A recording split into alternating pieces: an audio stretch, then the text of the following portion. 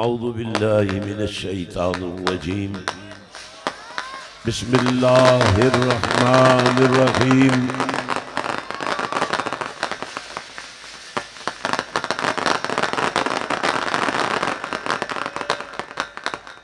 वमा अरसलनाका इल्ला रहमतल लिल आलमीन।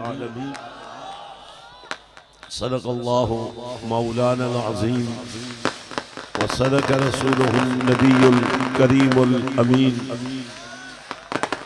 सलातो वस्सलामु अलैका या सय्यदी या रसूल अल्लाह व अला आलिका व सहाबिका या सय्यदी या हबीब अल्लाह। सलामु अलैकुम व रहमतुल्लाहि व बरकातुहू। अस्सलामु अलैकुम व रहमतुल्लाहि व बरकातुहू।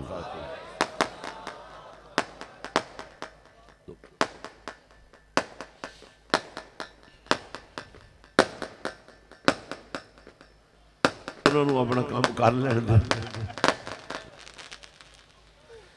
अच्छा, शरारतां तुसीं करदे हो, फतवे साढ़े ते लगदे।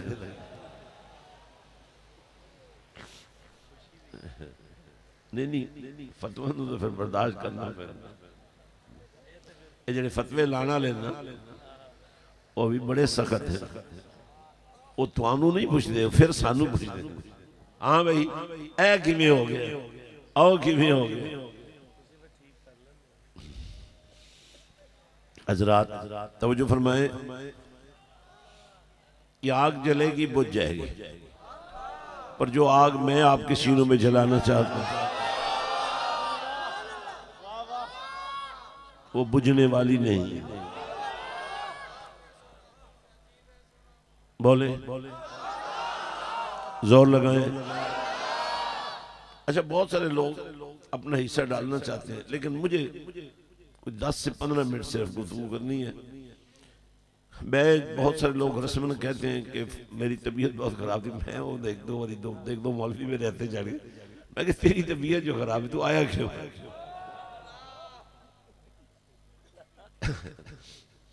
वैसे तबीयत खराब हो तो पता लग जाता है। हजरात जी, आपको मैं बुलाऊंगा, अभी ले जाए। मैं जब बुलाऊंगा फिर आना। अभी मेहरबानी कर मुझे 10 मिनट दे दे, क्योंकि आज खिताब मैंने नहीं करना। वाकई मैं पता नहीं किस तरह बैठा रहा हूं। तो ज़ाहिर है इंसान कमजोर है बुनियादी तौर पर, लेकिन हम कमजोर नहीं हैं, क्योंकि हमारे साथ ऐसी हस्तियां हम पर कर्म करती हैं जो हमें कमजोर नहीं होगी। मैं अपनी गुफ्तगू, 1 मिनट बैठ जाएं, मैं अपनी गुफ्तगू का आगाज लंदन से कर रहा हूं। जो ये बुध था, हमारी आखिरी महफिल थी यूनिटी कॉन्फ्रेंस। तो हमने जो आज़म किया है वो ये है, हमने गरीब को गरीब नहीं रहने देना। अच्छा, बाज़ औक़ात लोग ये सोचते हैं कि अगले दिन ही हम अमीर हो जाएं। ऐसा नहीं होता। बच्चे को पैदा होने के लिए 9 महीने तो चाहिए, और उससे पहले बच्चे की मां भी होनी चाहिए, और उससे पहले वो बेटी किसी घर में पैदा भी होनी चाहिए। उस बेटी की भी कोई ऐसी मां होनी चाहिए जिसके वजूद में कुरान भरा हुआ। वरना आप यकीन करें, बच्चे तो पैदा हो जाएंगे, लेकिन न आपको मंजिल मिलेगी ना उनको मंजिल मिलेगी। हमें बच्चे नहीं चाहिए, हमें मदीने वाले का इश्क चाहिए। हजरात, यूनिटी के लिए कितनी बड़ी यूनिटी कहते हैं मिल जाने को। मुझे पता है आप बहुत थक चुके हैं, लेकिन जो आपने नात खानी समात फरमाई, वो थकने थकाने वाली तो थी नहीं,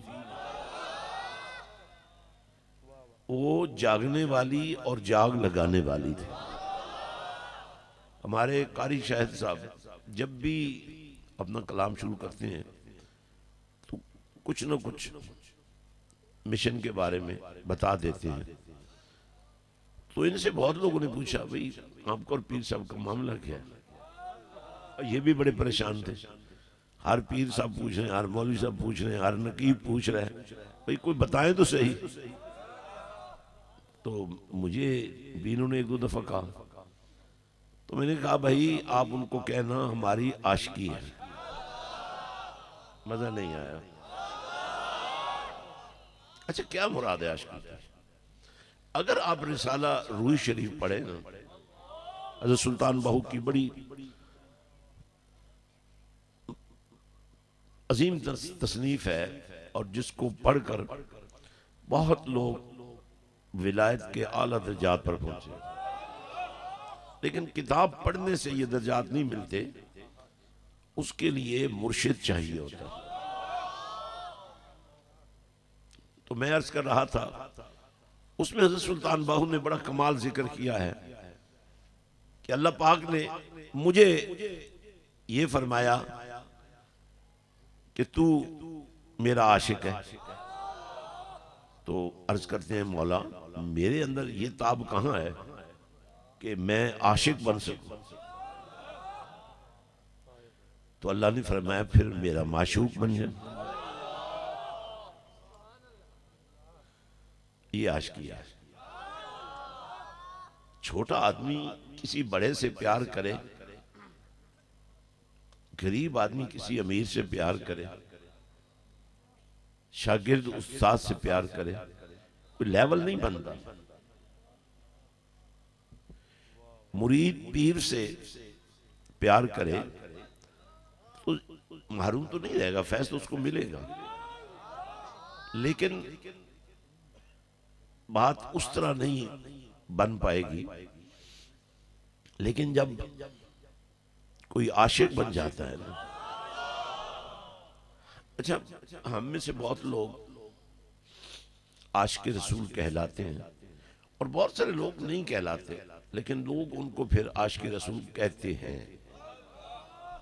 और उस आशिकी में कितना हिस्सा है आपका? महीने बाद, साल बाद बहुत बड़ी महफिल आपने कर ली, नात खानी हो गई, अज़कार हो गए, तो ये आशिकी का बहुत छोटा लेवल है। फिर भी आपको टाइटल मिल जाता है कि ये आशिक रसूल है। और जो आशिकी का सबसे बड़ा मेयार है, मैं वो आपको नजराना करना चाहता हूं। सीने को मदीना बनाने की कोशिश करें, क्योंकि बड़े नासमझ आपको मिलेंगे। मैं आज अल्फाज को इस्तेमाल करते हुए भी कोशिश करूंगा कि कहीं इशारतन किनायतन भी किसी के बारे में कोई कमजोर बात में न करूं, क्योंकि हमारी बात उन लोगों से है नहीं, हमारी बात उससे है।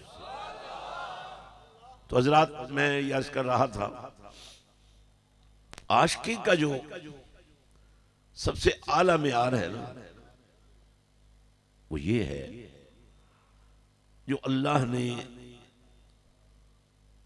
कमली वाले के असहाब को इन आंखों के साथ ईमान की कैफियत में डूब कर मदीने वाले के दीदार में मस्त कर दिया था।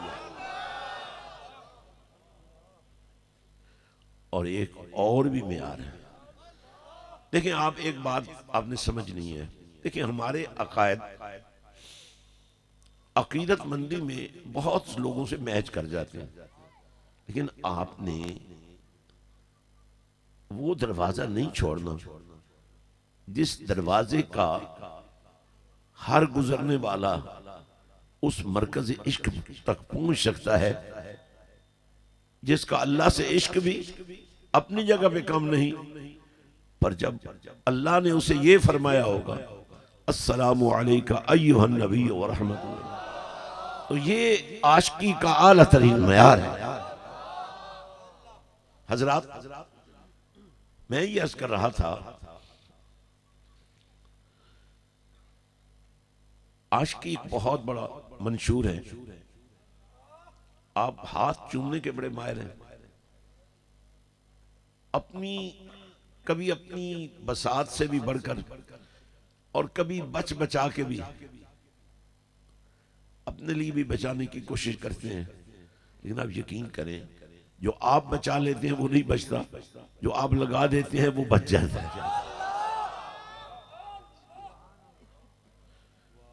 तो अब मैं आशिकी की बात कर रहा हूं, तो ये बहुत अहम बात है, इसकी बड़ी अहमियत है। अब इस आशिकी में चूंकि हज़रत सुल्तान बहू ने ये बात फरमाई है कि जब मुझे अल्लाह ने ये ऑफर की ना कि तू मेरा माशूक बन जा,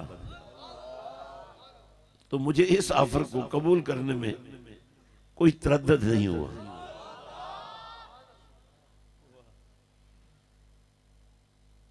अब बाज़ औक़ात होता ये है, आप जब नारे हैदरी लगाते हैं ना तो लोग सवाल करते हैं, भाई बाकी असहाब के नारे क्यों नहीं लगाते?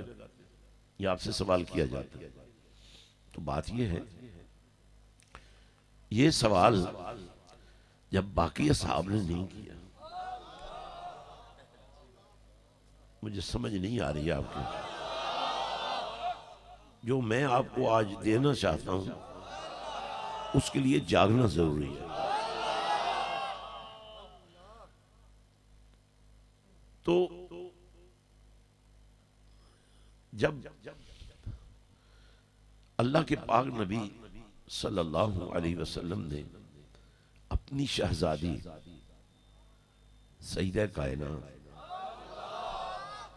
ये मैं आज कुछ मसाइल ऐसे हैं जिन पर कौम फिरकों में बढ़ चुकी है। मेरा मिशन है यूनिटी, मिला दो मिल जाओ। आज आपने अकायद को समझना है, नजरियात को अपनाना है।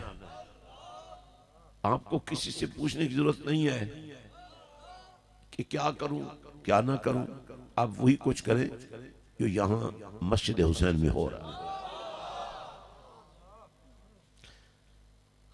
अब मेरे और आपके पाक नबी सल्लल्लाहु अलैहि वसल्लम ने फरमाया, और कई रोज गुजर गए, खैबर का किला जो था वो टूट नहीं रहा था। तो कमली वाले आका सल्लल्लाहु अलैहि वसल्लम ने फरमाया, जो पीछे वाले हैं ना, आप थोड़ा सा ज्यादा जागें ताकि बहुत पीछे होने के बावजूद आप भी आज खाली न जाएं। कमली वाले ने फरमाया, बड़ा गौर से ये बात सुनिए, दो तीन मैंने छोटी छोटी मिसालें देनी है। तो मेरे नबी ने फरमाया, कल मैं झंडा, अच्छा ये जो झंडा है सारा हमारी जुबान का लफ्ज है, तो अरबी में उसको कहते हैं अलम। आज लोग झूठ बोलकर अलम को चूमते हैं, और याद रखें उसके फैजान से महरूम कोई नहीं होता।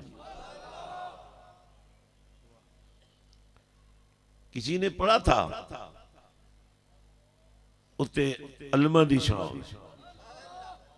फिर लोगों ने शोर डाल दिया, फिर उन्हें पीछे हटना पड़ा। लेकिन मैं होता तो मैं यही कहता, ये वो अलम नहीं है जिसका साया हमें नहीं चाहिए। मुझे समझ नहीं आ रही आप लोग, कुछ वजाहतें बहुत जरूरी है, क्योंकि ये बात आपने समझनी है। दो मुख्तलिफ सांचों की ईंट अगर आप किसी दीवार में लगाने की कोशिश करें, किसी मकान को बनाने में इस्तेमाल करें, तो उस फर्क को मिटाना बहुत मुश्किल हो जाता है। लेकिन अगर सांचा एक हो तो हर ईंट दूसरी ईंट से जुड़ जाती है, दीवार बन जाती है, इमारत भी बन जाती है। तो यकीन कीजिए हमारा दीन और उससे जितनी चीजें रेलेवेंट है, इसी का नाम रूहानियत है। बिरादर मुकर्रम साहबजादा सुल्तान नियाजुल हसन मददुल आली और मैं एक दफा ग्लासगो यूनिवर्सिटी में गए। वहां की जो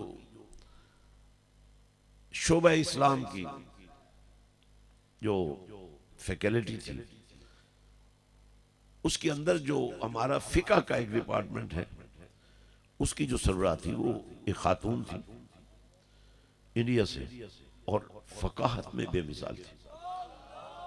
तो हम में से किसी ने उससे पूछा कि ये आप लोगों ने, ज़ाहिर यूनिवर्सिटी तो ब्रिटेन गवर्नमेंट की है, तो आप लोगों ने इस्लाम का शोबा क्यों कायम किया? उसने कहा इसलिए कि लोग इस्लाम के बारे में जानना चाहते। कहने लगी मैं फिका की उस्ताद हूं, लोग फिका सीखने के लिए नहीं आते, लोग रूहानियत के लिए आते हैं। तो फिर मैं कहूंगा इस्लाम में रूहानियत है, और रूहानियत उस वक्त तक पैदा नहीं होती जब तक हर ईंट का सांचा एक जैसा। अब मैं एक अहम बात करना चाहता हूं, लेकिन उससे पहले वो बात मैं मुकम्मल कर देता हूं। नबी रहमत सल्लल्लाहु अलैहि वसल्लम ने फरमाया कि सुबह में अलम, अब फर्क यह है हम अलम को मानते हैं और मानना चाहिए, लेकिन हम उसको पूजते नहीं हैं। चूमने और पूजने में फर्क है। अगर हजरे अस्वद को, पत्थर को चूम सकते हैं तो अलम गाजी अब्बास को क्यों नहीं चूम? पर एहतियात ये करनी है कि आपने इस अलम के नीचे जो लोग खड़े हैं उनको पहचानना है कि वो आपको जन्नत ले जा रहे हैं या दोज़ख ले जा रहे हैं। अब हम किसी की वजह से अलम को तो नहीं छोड़ सकते। तो कमाल बात की नबी पाक ने कि सुबह भाई पीछे से आवाज गैर जरूरी ना आए, जरूरी आवाज जरूर आनी चाहिए। पूरी दुनिया आपको देख रही है, आप कितने सब्र और तहम्मुल से ये बातें सुन रहे हैं, और ये सिर्फ सुन नहीं रहे, आप इनको डाइजेस्ट कर रहे हैं। ये आपके अंदर बदबू नहीं बन रही है, या आपके अंदर गिलाजत नहीं बन रही है, या आपके अंदर नूर बन रहा है, या आपके अंदर सरूर बन रहा है, या आपके अंदर इश्क बन रहा है।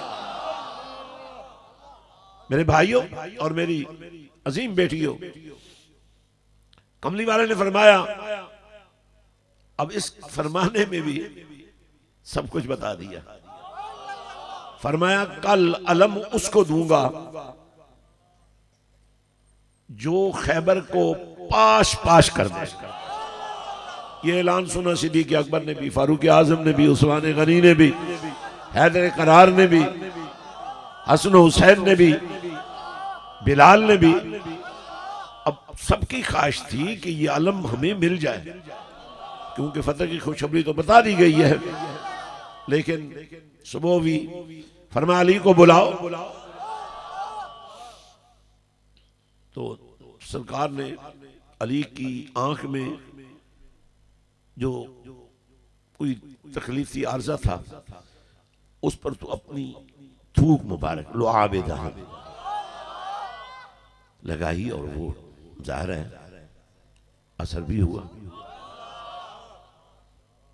एक बहुत बड़े जाहिर है, एक होते हैं वो शहर जो सदियों से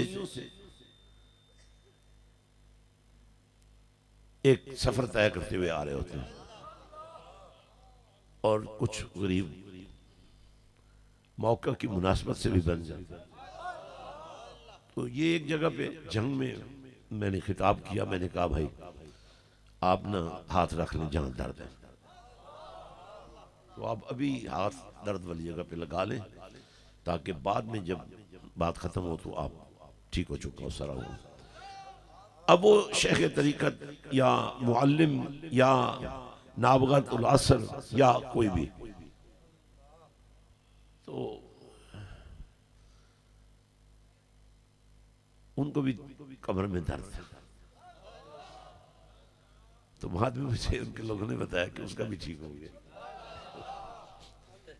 लेकिन उनसे किसी महफिल में किसी ने पूछा कि ये मेरा, कि इस तरह उन्होंने कहा, मैंने भी सुना है लेकिन बात को गोल कर गया,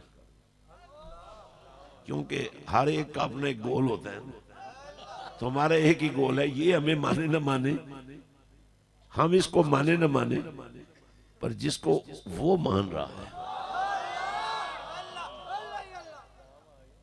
हजरात, तो सरकार ने अलम दिया, अब आपने अलम की पूजा नहीं करनी, बस इतना सारा फर्क है। और अगर आपने प्यार भी इंतहा दर्जे का करना है ना, उस अलम से इसलिए प्यार कीजिए कि नबी ने दिया और अली को दिया, दोनों बड़ी मजबूत बुनियादें। ख्वाहिश तो सबकी थी, लेकिन जब अली को दे दिया तो किसी ने यह नहीं कहा कि अली को क्यों दिया, मुझे क्यों नहीं दिया। और मुल्लाओं और दीन के गद्दारों, अली का नारा सुनकर ये सवाल क्यों करते हो? निशाने हैदर जिनको मिलता है उनके बारे में क्यों कहते हो? जब असहाब ने फर्क नहीं समझा तो फिर ये आपको बात समझनी चाहिए। असहाब के नारे ठीक है, अहले बैत की मोहब्बत नहीं है, मवद्दत है। रोना भी बहुत बड़ा अजर है, और भी जो भी रस्में हैं सारी अपनी जगह पे ठीक हो, मैं किसी पर इख्तलाफ नहीं करता हूं। सवाल यह है, जिस मोहब्बत की बुनियाद पर हम घोड़े को चूमते हैं, हम अलम को चूमते हैं, वो बुनियाद है कुरान, वो बुनियाद है सजदा। तो इसलिए मैं अब अगली बात एक और बड़ी अहम मिसाल देना चाहता हूं। नबी रहमत सल्लल्लाहु अलैहि वसल्लम फरमाया कि मैं, ये बहुत सारे लोगों के सवाल का जवाब भी है कि नबी का इल्म क्या है, कितना है, कैसा है। तो कमली वाले ने सबका जवाब दिया, फरमाया मेरे इल्म के बारे में सवाल करने वालों या कलमा पढ़ नहीं छोड़ दो। ये कुर्सियों वाले, मुझे डर है कि जन्नत से महरूम ना हो जाए। तो नबी रहमत सल्लल्लाहु अलैहि वसल्लम ने फरमाया, आना मदीनतुल इल्म, एक की तस्दीक दूसरों की तरदीद नहीं होती है। एक की शान को बयान करना उसका दूसरों से तकाबल नहीं होता। अब अमीरुल मोमिनीन सैयदना अबू बकर सिद्दीक अकबर है, ये कोई छोटा सा टाइटल है? तो किसी ने यह तो नहीं कहा कि अगर वो सिद्दीक अकबर है तो अली भी सिद्दीक अकबर है। थोड़ा सा समझदारी से काम लेना चाहिए। तो कमली वाले ने फरमाया, आना मदीनतुल इल्म व अलीयुन बाबू।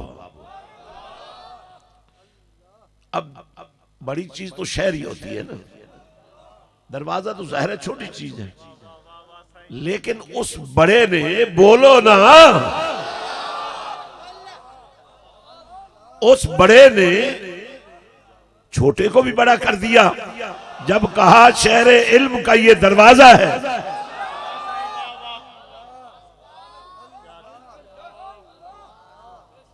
तो ये बात सुनकर न सईदना सिद्दीक अकबर, न सईदना फारूक आजम ने, न सईदना उस्मान गनी ने, न सईदना अली मुर्तजा ने, किसी ने ये नहीं कहा कि इतनी बड़ी बात कर दी गई है, अली को इतनी बड़ी शान मिल गई है, तो ये क्या हो गया, हमारा क्या बनेगा।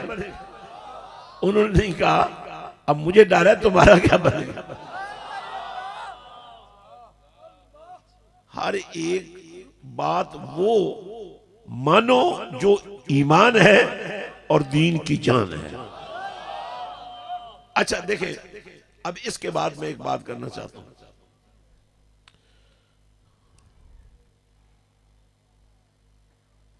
अबू बकर सिद्दीक जब खलीफा इस्लाम बने और आपने बड़े बड़े कारनामे सर अंजाम दिए, उनमें एक झूठे नबी का खात्मा भी था।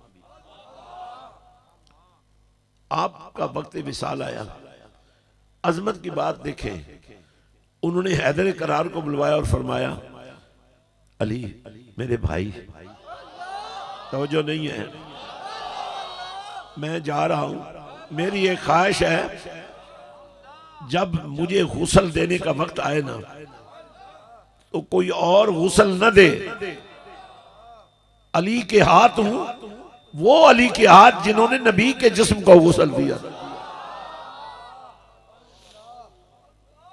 अब जरा गौर से सुने, और जिस सिद्दीक़ अकबर की शान का ये आलम है, जब उनके जस्द अक़दस को बारगाह मुस्तफ़ा सल्लल्लाहु अलैहि वसल्लम में हुजरे रसूल के सामने लाया गया और कहा गया या रसूल अल्लाह सल्लल्लाहु अलैहि वसल्लम यार गार हाजिर है, तो अंदर से आवाज आई, दरवाजा बंद था, खोल दिया गया, आवाज आई यूसिलुल हबीब इलल हबीब,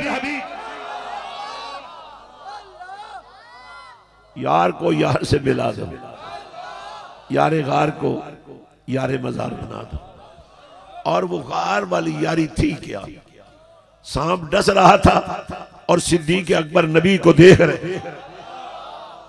आरफों के बादशाह ने जो तर्जमानी की है, ए तन मेरा चश्मा होवे मैं मुर्शिद वेख न रजा। हजरात,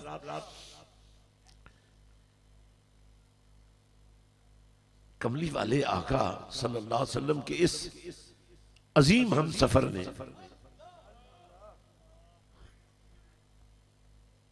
अपने विसाल के बाद ये तो फरमाया कि मुझे अली गुस्ल दे, ये तो फरमाया मुझे कमली वाले के रोजे के सामने लाया जाए और पूछा जाए ताकि जमाने को पता चल जाए कि नबी कैसा होता है, जो कब्र में सुनता है कि नहीं सुनता। हजरात, आमतौर पर आपको पता है हर वजीर आजम, हर सदर, हर मिलिट्री मैन ईमन वो ये चाहता है कि मेरा बच्चा, आप किसी भी सर्विस में आए, आप भी चाहेंगे कि मेरा बच्चा उसी डिपार्टमेंट में चला जाए, मेरा बेटा वजीर आजम बन जाए, मेरी बेटी वजीर आजम बन जाए।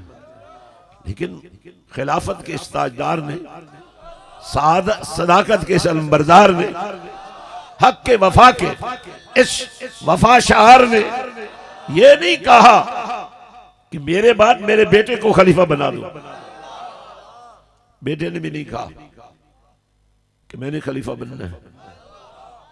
इंतखाब हो गया फारूक आजम का, जो दौरे खिलाफत है हजरत सैयदना फारूक आजम का, उसकी भी कोई मिसाल दुनिया में नहीं मिलती। आपका वक्त विसाल आया, यहां से आपका टर्निंग पॉइंट है अकीदे का। हमारे एक दो साथियों ने ये जो हम मनकबत पढ़ते हैं, ये जो तकरीरें करते हैं, अब उनमें वजाहत सारी तो होती नहीं है, इसलिए वो गुमराह हो जाते हैं।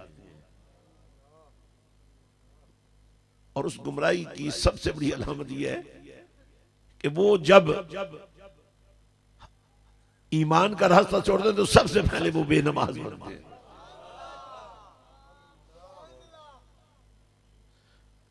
तो अब मैं ये अर्ज कर रहा था,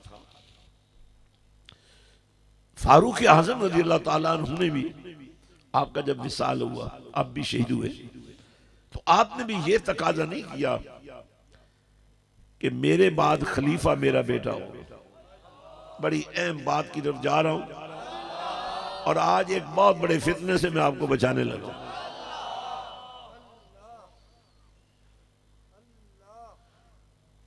उन्होंने भी नहीं कहा और बेटों ने भी नहीं ये तकाजा किया कि हमारा बाप खलीफा है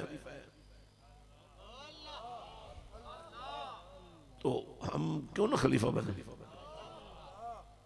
तो तीसरे खलीफा आ गए सैयदना उस्मान गनी रज़ी अल्लाह अन्हु, जिनको खुद नबी ने ज़िन्नूरैन फरमाया, जिनकी शहादत के वक्त कुरान उनकी मज़लूमियत पर उनके खून से रंगीन हो गया और उनके दरवाजे पर पहरा देने वाला कौन है, जरा और से सुनो। अली के बेटे हैं हसन हुसैन, शहादत उस्मान गनी वकूफ पसीर हुई। उन्होंने भी ये नहीं कहा मेरे बाद मेरा बेटा, या बेटों ने भी ये तकाजा नहीं किया कि हमारा तो हक बनता है, हमारा तो बाप मजलूम था, कुरान पढ़ते हुए शहीद हो गया। लेकिन दोस्तों अब आ गया अली शेर खुदा। तो उनकी भी शहादत वाक़ई हो गई। यानी आप समझ सकते हैं ना कि दुनिया में ऐसे भी कलमा पढ़ने वाले हैं जो अली जैसी जात को भी सही मुसलमान न समझे। ये था खारजी गिरोह जो आज भी जिनकी नस्ल मौजूद है। हजरात,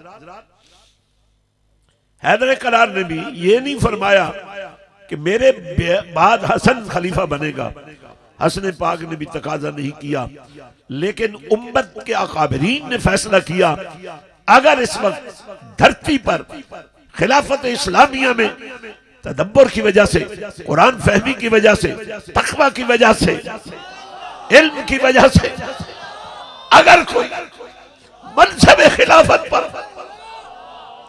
जलवागर होने का हक रखता है तो वो अली का बेटा है। खुदा की कसम तारीख ने इंसाफ नहीं किया, इन फिरकों ने इंसाफ नहीं किया।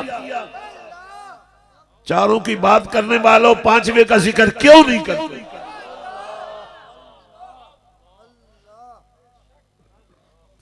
पांचवा खलीफा जिनको आवाज नहीं पहुंच रही, शिकवा कर सकते हो।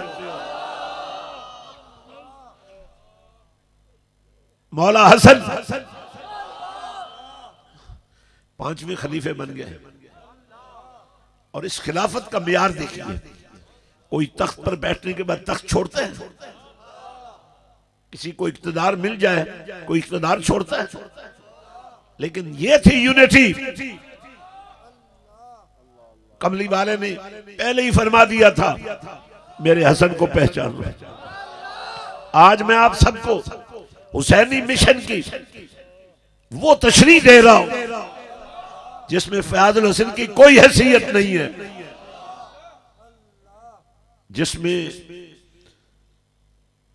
किसी खलीफा साहब की, किसी इमाम साहब की, किसी कारी साहब की कोई हैसियत नहीं है। हुसैनी बनना है ना, तो मेरे नबी ने तो क़ियादत हुसैन को दे दी थी, हसन पाक को दे दी थी। मेरे नबी ने फरमाया मेरा ये शहजादा, मेरा ये बेटा मेरी उम्मत को जोड़ देगा। खिलाफत आ गई, तकाजा नहीं किया, उम्मत ने फैसला किया खिलाफत का निजाम अगर चला सकता है तो सैयदा कायनात का नूर नजर चला सकता है। लेकिन नबी के शहजादे ने खिलाफत के चंद महीनों के अंदर यह महसूस किया अगर मैं खिलाफत के मनसब पर कायम रहता हूं तो ये उम्मत टूट जाएगी। मेरे हसन ने मनसब खिलाफत छोड़ दिया, और वो अलम जिसकी तुम्हें आज तक समझ नहीं आई, हुसैन पाक के हवाले कर दिया। उस समझौते में हुसैन पाक भी शामिल। तो अब अलम था हुसैन के पास, इस्लाम के खिलाफ साजिशें शुरू हो गई। अमारत खिलाफत अमारत में बदली, अमारत जब यजीदियत में बदल गई, बदमाशी में बदल गई, जिनाकारी में बदल गई, बेहयाई में बदल गई, शराब नोशी में बदल गई, तो फिर अली के बेटे ने यह फैसला कर दिया सर कट जाए। यजीदियत को मान नहीं सकते। आज फिर अगर हम, बेशुमार लोगों ने मस्जिदें बनाई हैं, बड़ी बड़ी मस्जिदें बनी हैं, लेकिन जब मैं मस्जिद हुसैन को देखता हूं तो आप पता है मैं क्या देखता हूं? पता है, मैं इसमें आका हुसैन को देखता हूं, मैं इसमें आका हसन को देखता हूं, मैं इसमें आका अली को देखता हूं, मैं इसमें आका उस्मान को देखता हूं, आका उमर में को देखता हूं, आका सिद्दीक़ अकबर को देखता हूं। और ये इसलिए मुझे नजर आते हैं कि हुसैन में खुद नबी नजर आता है। तो नबूवत का ये फैजान ही है ना, सिदाकत, अदल और इंसाफ, सखावत। आपने भी देखा प्रोग्राम वाटर फिल्ट्रेशन प्लांट, एक वाटर फिल्ट्रेशन प्लांट ये जो सामने लगा हुआ है, देखो 30 से 35 लाख में लगता है। आप जरा सोचें, अल्लाह की राह में 1 रुपया देना जिसके पास नहीं है वो गरीब कहां से देगा? वो रो तो सकता है लेकिन दे नहीं सकता। लेकिन इस आलम में भी गरीब होने के बावजूद, खुद जरूरतमंद होने के बावजूद, कितने आप में ऐसे लोग बैठे हैं, अगर मैंने आपको रोका हुआ ना होता तो आप नबी के इश्क में, इस आशिकी में कपड़े ही फाड़ देते। यहां ऐसे लोग मैंने देखे हैं हजरात। तो आज आपने मिशन हुसैन को अगर समझ लिया है तो अब तुमने हुसैनी बन के रहना है। अगर हुसैनी बनने की कीमत चेहरे पे सुन्नत मुस्तफा सजाना है तो बताओ काफरों वाली शक्ल बनाना कौन सा जरूरी है? अगर माथे पे बंदगी का निशान बनने से अगर मिलाया जाए सरे हुसैन को सजदे में कटते हुए देखा जाए तो सजदों का शान नजर आता है ना। अगर नेज़े की अन्नी पर कुरान पढ़ते हुए, ये बड़ी मुश्किल से, जो यूनिवर्सिटी होती है ना, जो कॉलेज होते हैं, जो स्कूल होते हैं, इनकी अपनी एक दुनिया है। अब यकीन करें जिंदगी में मैं इतना तंग कभी नहीं हुआ जितना इस सिस्टम को यकजा करने में मुझे तकलीफ हुई है। लेकिन 100% न सही, उससे मिलता जुलता नतीजा आ चुका है।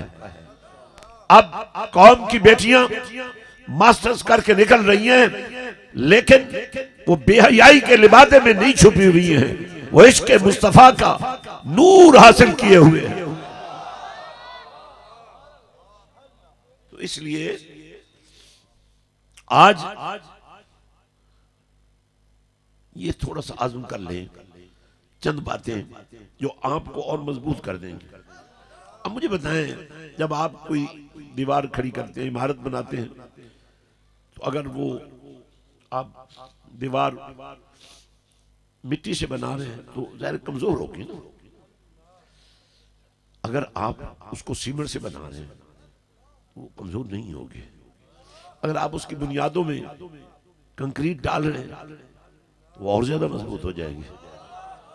अगर आप उस इमारत को प्लास्टर भी कर रहे हैं, पिलर्स भी दे रहे हैं, तो जिन्हें इस्लाम ने पिलर्स कहा है, नमाज वाला पिलर तुमने निकाल दिया, कलमे वाला पिलर मानने के बावजूद तुमने अपनी जिंदगी से निकाल दिया है। सिर्फ 10 मिनट सुबह 10 मिनट शाम अफजल जिक्र ला इलाहा इल्लल्लाह मुहम्मद रसूलुल्लाह का विर्द जारी रखो। देखो तुम्हारे मन के अंधेरे नूर बनकर कैसे चमकते हैं। अल्लाह फरमाता है या अय्युहल्लज़ीना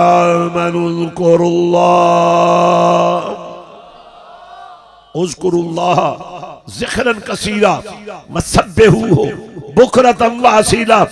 सुबह होती है, शाम होती है, यूं ही जिंदगी तमाम होती है। जिनकी सुबह नमाज से शुरू हो, जिनकी सुबह पाकीज़गी और तहारत से शुरू हो, जिनकी जिंदगी में इतनी तहारत आ जाए कि वुजू का पानी साथ साथ उनके गुनाहों को धोता रहे, और कयामत के दिन ये आशिकाने रसूल जब अल्लाह के दरबार में पेश हूं, इनके हाथ नूर बन चुके हों, इनके पांव नूर बन चुके हों, इनके चेहरे नूर बन चुके हों, और ये जगमग सितारे मेरे नबी की सिफारिश का हक ले चुके हों। आमिना के लाल ने फरमाया, लोगों ये जगमग कहकशां, ये वुजू के पानी के असरात जो नूर बनकर इनके हाथों, पांव और चेहरों पर जलवागर हो जाएंगे। फरमाया मैं उन्हें देखकर दूर से ही पहचान लूंगा, और मैं अपने रब से अर्ज करूंगा, मौला ये चमक दमक, ये नूर चमक तुझसे पाते हैं सब पाने वाले, मेरा दिल भी चमका दे ऐ चमकाने वाले।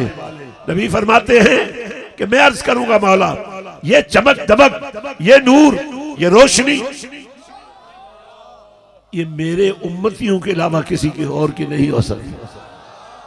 आवाज आएगी, महबूब बस जो तेरे हैं वो सब मेरे हैं। यार तुम तो नमाज को नजरअंदाज कर देते हो, तो नमाज को नजरअंदाज करके आपने पाकीज़गी और तहारत से हाथ खींच लिया है। आपके वजूद में जो बीमारियां आ गई हैं, आपके वजूद में जो बदबू रच बस गई है, आपके मुंह से जो गालियां निकलती रहती हैं, आपकी सोचों में जो बुग़्ज़ और हसद आ गया है, काश भाई भाई को पहचान, दोस्त दोस्त को पहचान ले, और दोस्ती की बुनियाद मदीने वाला हो। अब 2-3 छोटी छोटी नसीहतें हैं। वो ये है कि जब मैं ये बार बार कहता हूं कि भाई बच्चे दे दो, तुम नहीं पढ़ा सकते इंग्लिश मीडियम स्कूल में, हम पढ़ा देंगे। इस यूनिटी कॉन्फ्रेंस में एक प्रोफेसर ऑक्सफोर्ड यूनिवर्सिटी से भी आए। जब उन्होंने हमारा प्रोजेक्ट देखा ना, तो मुझे उन्होंने कहा आप इरादा करें, मैं ऑक्सफोर्ड यूनिवर्सिटी की एफिलिएशन आपको लेकर देता हूं, और आपके बच्चे 2 साल वहां पढ़े, फिर यहां आकर पढ़े, वीजा भी ले दूंगा और मुलाजमत भी ले दूंगा। काश आपको अंदाजा हो, अगर कोई ऐसा आला हो ना दुनिया वालों के पास, किसी का दिल चीर कर उसमें किसी की मोहब्बत को ढूंढना हो, तो शायद अभी तक दुनिया ऐसी कोई चीज इजाद नहीं कर सकी। लेकिन यकीन करे, मेरे नबी के आशिकों, मेरे नबी के वफादारों, मेरे रसूल के कंधों पर सवार होने वाले हसन और हुसैन के आशिकों, हमारी कितनी इज्जत है कि हमें उन्होंने अपनी नौकरी के लिए कबूल किया। हमारी क्या हैसियत है भाई? नौकर किसी बड़े आदमी के पास आपको नौकरी मिल जाए, तनख्वाह अच्छी मिल जाए, खाना पीना अच्छा मिल जाए, तो आप कितने खुश होंगे यार। जिनको नौकरी मिल जाए, हसन और हुसैन। मैं अपनी बात को हज़रत सुल्तान बाहू के इस कलाम पर खत्म करता हूं। आप फरमाते हैं लोग मुझे सुल्तानुल आरिफीन कहते हैं, फरमाया सिर्फ कहते नहीं, मैं हूं भी सही। बड़े लोगों ने सुल्तानुल आरिफीन बनने की कोशिश की, लेकिन सुल्तानुल आरिफीन बनने के लिए जो रूहानियत चाहिए वो ज़ाहिर जब नहीं होगी, जब चिराग जल ही नहीं सकेगा, जब वो बुझ जाएगा, जब उसमें तेल ही नहीं होगा, जब पिछले कनेक्शन ही टूट चुके होंगे, तो सुल्तानुल आरिफीन तो कोई नहीं बन सकेगा ना।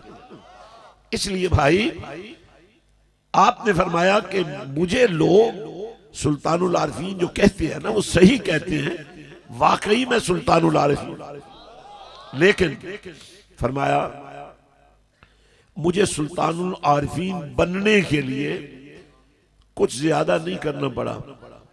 मेरे लिए एहतमाम यह कर दिया गया था कि जो कुरान नेज़े की अन्नी पे मेरे आका हुसैन ने पढ़कर सुनाया था, वो कुरान मुझे मां के पेट में ही सिखा दिया।